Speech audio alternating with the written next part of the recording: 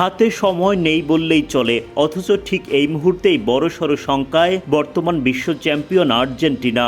দলের তিন প্রধান স্তম্ভ ক্রিস্টিয়ান রোমেরো, লাউতারো মার্টিনেজ ও এমিলিয়ানো মার্টিনেজের চোট নিয়ে তৈরি হয়েছে চরম অনিশ্চয়তা। আগে থেকে ফিটনেস নিয়ে শঙ্কায় আছেন জিওভানি লো সেলসো। সব মিলিয়ে লিওনেল স্কালোনির সাজানো ছকে এক বড় দুশ্চিন্তা। টটেনহ্যামের হয়ে খেলার সময় নিজ দলের গোলকিপারের সঙ্গে এক সংঘর্ষে গুরুতর আঘাত পান সেন্টার ব্যাক ক্রিস্টিয়ান রোমেরো। যন্ত্রণায় কাতর 27 বছর বয়সী ডিফেন্ডার মাঠ ছাড়তে বাধ্য হন।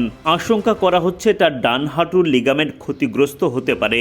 মেডিকেল রিপোর্টে ইতিবাচক ফলাফল না এলে বিশ্বকাপের স্কোয়াডে তার টিকে থাকা কঠিন হয়ে যাবে।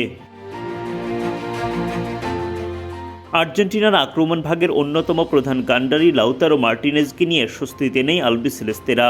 ইন্টার মিলানের এই স্ট্রাইকার সম্প্রতি পেশির ইনজুরি থেকে সেরে উঠলেও আবারও সেই একই সমস্যা দেখা দিয়েছে।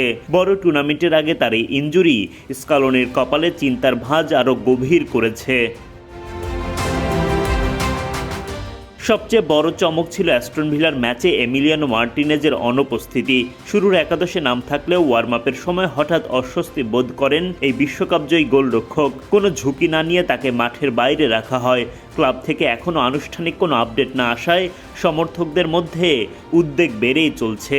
শেষ পর্যন্ত যদি এই তিন তারকার যে কোনো একজনও ফিটনেসের কারণে বিশ্বকাপে যেতে না পারেন, সেটা আর্জেন্টিনার জন্য বড় ধাক্কাই হবে বটে।